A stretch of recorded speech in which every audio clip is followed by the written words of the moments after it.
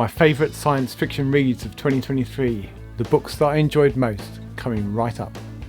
At number 10 is Remnant Population by Elizabeth Moon. This was my first Elizabeth Moon book and I enjoyed it a lot. It's a first contact novel with a difference. Remnant Population follows Ophelia, an elderly but resourceful lady who contrives to be left behind when a corporate colony is abandoned as unprofitable. After some time alone, she meets the previously unknown indigenous creatures, initially aggressive and territorial but clearly intelligent and inquisitive. Ophelia begins to communicate with them, becoming a respected elder, a role which has some power and responsibilities, as becomes clear later when some human scientists arrive to undo what they see as the mess Ophelia has made of meeting humanity's first pucker aliens. I really like that Ophelia is an older lady.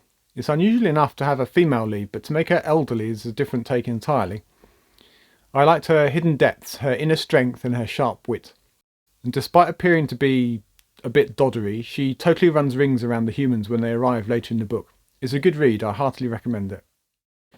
In at number 9 is Children of Memory by Adrian Tchaikovsky. This is the third and I think final book in the Children of series. To the growing menagerie of uplifted creatures we add crows, or corvids this time, Gethly and Gothy, who form part of the crew of octopuses, spiders, a grumpy AI and humans with a capital H, who are sent to establish contact with the human colony, established some generations previously. They infiltrate the colony to study the colonists, trying not to interfere with their society. The colony is struggling. Difficult decisions have been made over the years to ensure survival. I must confess that I did find the structure of the book confusing for a while. Some events are repeated with small differences, and just as I was on the verge of being annoyed by this, it began to be clear why this was happening. Without giving the game away, all is not as it seems. I think of the 3 books in this series, this is the one that I like the least. I mean, it's in my top 10, right? So it is very good, but I enjoyed the first 2 more, I think. A highlight for me in this one are the 2 corvids, Gethly and Gothy. They're very funny. At number 8 is Use of Weapons by Ian M. Banks. This was a reread for me, although my first time read was many years ago, decades maybe, so I came to this fairly fresh with only a vague memory of the story. Chiradaneen Zakalwe, a former operative of Special Circumstances, is called out of a solitary retirement to complete one final mission. His condition is that Contact reveal the whereabouts of his long-lost sister so that they can be reunited.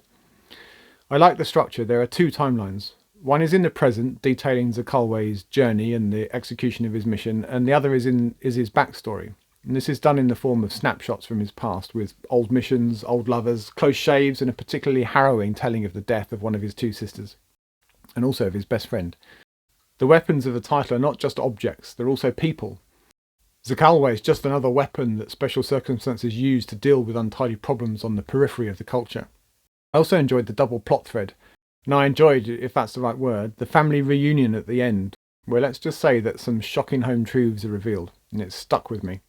In a total change of scene, at number 7 is Kindred by Octavia Butler. This is a time travel tale with something to say.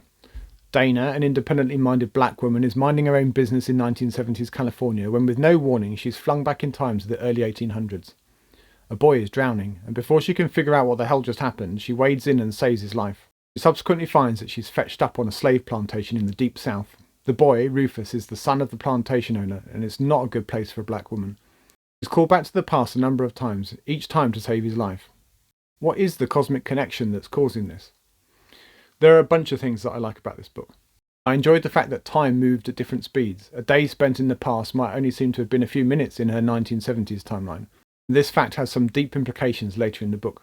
There are the expected horrors meted out to the black slaves on the plantation by the white folks, but there's also some vivid descriptions of the slaves as people, just regular people trying to get on with their lives with whatever agency they can extract from their situation. I like Butler's decision to pair Dana with a white husband, who also ends up back in the past for various reasons, and in fact gets stuck there for some time. He obviously wants to do what he can to protect Dana while he's there, but is constrained by risks to his own life if he does. I loved it, and I'm very keen to read more of Butler's work.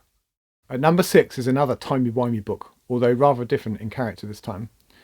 The Forever War by Joe Haldeman follows Private William Mandela on multiple tours of duty in some unspecified unit of Earth's Defence Force as he trains and then goes on missions to tackle the arch-enemy, the Taurons. The stories of the missions are all very good, and there's some interesting takes on troop relations. The soldiers are encouraged, required even, to pair off, presumably to relieve some of the battle stress. I particularly enjoyed the time dilation effects which were threaded throughout the book. The spaceships used by both the humans and the Taurons travel so fast that relativistic effects occur. These manifest themselves personally among the crew, who, if separated, may never meet again depending on where and when their next mission takes them. They also have an influence on battle tactics. The enemy may use the years it takes to get to the battle to gain an advantage in weapons or strategy, so that the enemy being fought when they get where they're going is not the one that they plan to fight. It's also quite jarring for the crew in other ways. Every time they take R&R, they're in a different decade or even century, and society has moved on without them. It's quite a headache to untangle, but I think Joe Haldeman handles all this really well. I really love the neat way that he tied up one of the time dilation implications at the end of the book.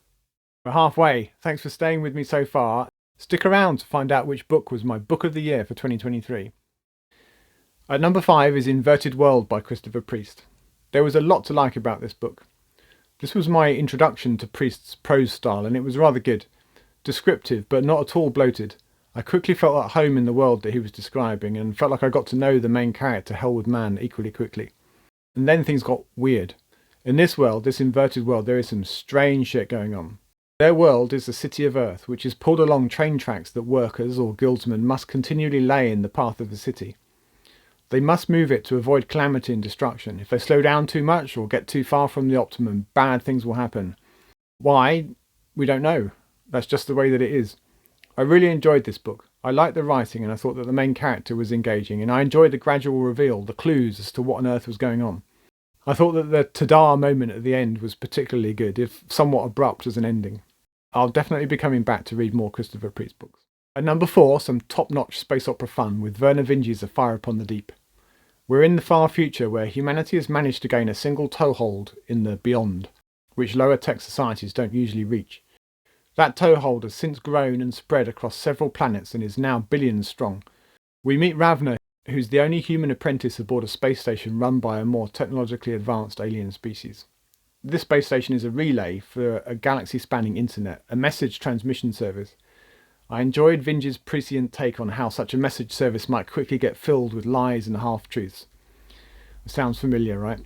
I won't attempt to summarise the whole book here, but let me tell you what I like best. The Tynes are intelligent aliens who are yet to leave their home planet. Their tech is medieval by our standards, and they're telepathic within a certain range, and form tight cooperative groups with other Tynes. The Tynes are four-legged, somewhat resembling dogs, and all of their tool using is done by mouth, often in conjunction with one or more members of their tight-knit group. I think the Tynes are really well drawn and well realised as aliens. I also like the zones of thought concept in which technology and civilizational development, even space travel, move at different paces. Faster than light travel and other advanced tech are only available in the outer zones and the beyond. I also love the contrasting scales in the novel. On the one hand, we have galaxy-spanning peril at the hands of the Blight, an ancient sublime civilization with unknowable intent but leaving a trail of destruction in its wake. And on the other hand, we have a single family, really just 2 children, each a pawn in the civil war of the Tynes, and a small group of star travellers who are determined to rescue them and the secrets that they unknowingly possess. It's quite a ride. Staying in Space with Project Hail Mary by Andy Weir. A strong podium finish at number 3 for the best-selling author of The Martian. I was a bit wary after the disappointing Artemis, his difficult second album, but I needn't have worried. Island Grace is on a mission to save the world from implacable aliens whose tech is snuffing out suns, and ours might be next. He wakes from hypersleep and the rest of the crew is dead. He's alone, but resolves to complete his mission if he can. Help comes from an unexpected source, and much of the book is devoted to them working together, first having to figure out how to communicate. Rocky is great. I really loved how Weir made him seem very alien and yet very relatable. The steps that Rocky and Ryland go through to establish contact, make each other understood, make their ship environments compatible, and ultimately figure out how to save their planets were well done and highly plausible with it from a scientific point of view.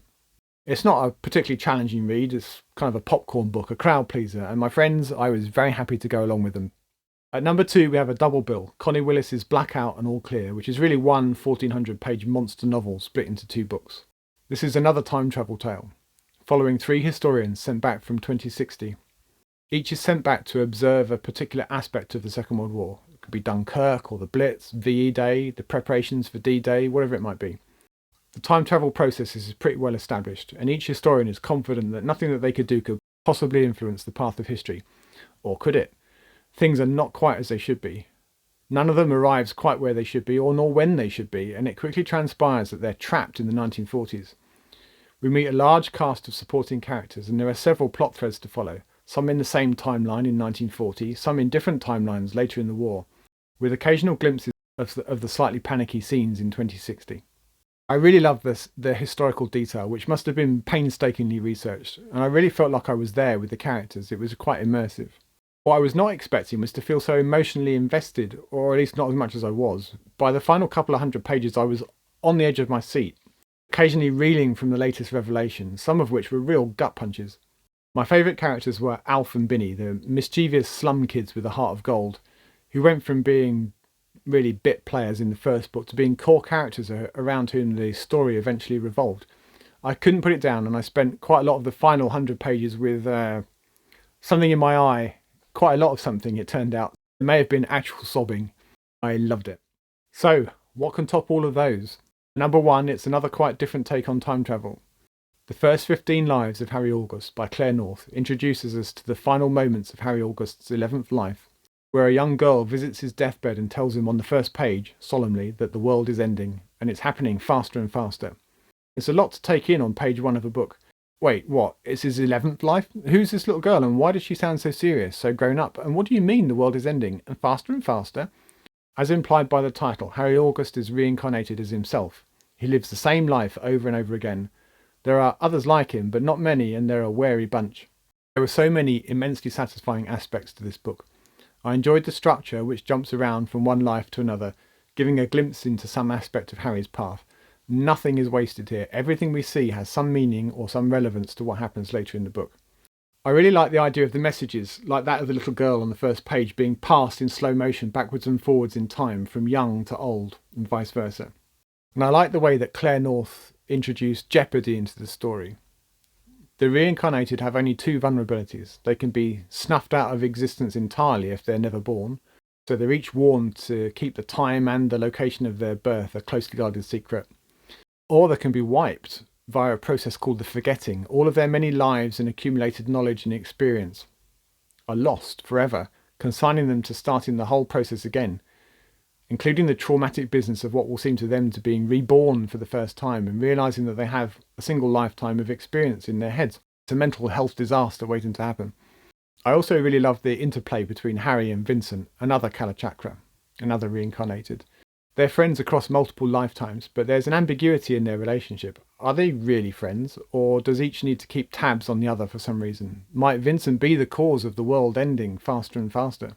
And if so, how can Harry stop him? North's writing is excellent, another thing that impressed me about this book.